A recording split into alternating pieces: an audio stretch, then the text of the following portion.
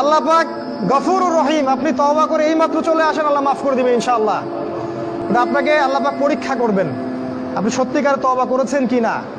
আপনাকে প্রমাণ করতে হবে নামাজের মাধ্যমে, জ্ঞান অর্জনের মাধ্যমে, ভালো কাজের মাধ্যমে, সদকা করার মাধ্যমে।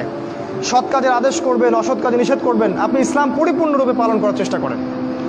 কোনো সরকার, কোনো সমাজ নেতা, কোনো রাষ্ট্রনেতা, কোনো পারিবারিক নেতা কেউ আপনার সাথে আপনার কবরে যাবে না। সোজা কথা, আপনাকে আল্লাহর সামনে একাই দাঁড়াতে হবে। কারো পরোয়া করে লাভ নাই, কোনো অজুহাত দিয়েও লাভ নাই।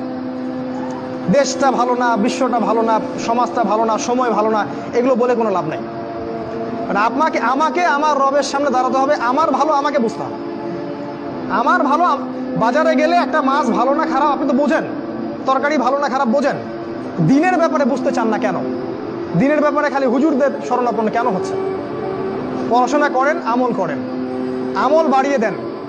দিন সময় নষ্ট করবেন না। যুবকদেরকে স্পেশালি বলবো, সময় নষ্ট করবেন না। শয়তান তিনটা ধোঁকা দিবে যে পরে শিখে নিব, পরে করবো নি।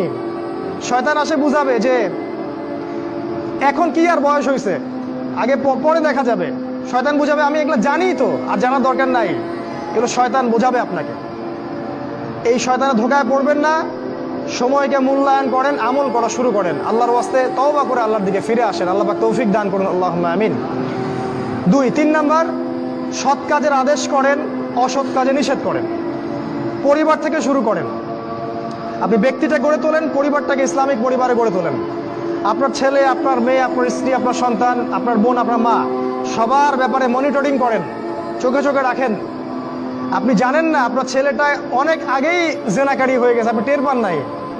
ছেলের হাতে স্মার্টফোন তুলে দিয়েছেন, ছেলে গোপনে গোপনে 10টা প্রেম করে, আপনি জানেন না। ও দুধ খায় না এখন, মনে করছেন যে ও দুধ খায়। ও অনেক ম্যাচিউরড হয়ে গেছে।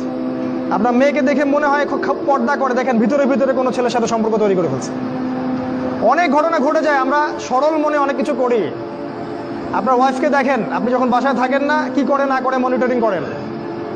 টিভি বন্ধ করে দেন, সিরিয়াল টিরিয়াল বন্ধ করেন। এমন কারোর সাথে মিশতে দিবেন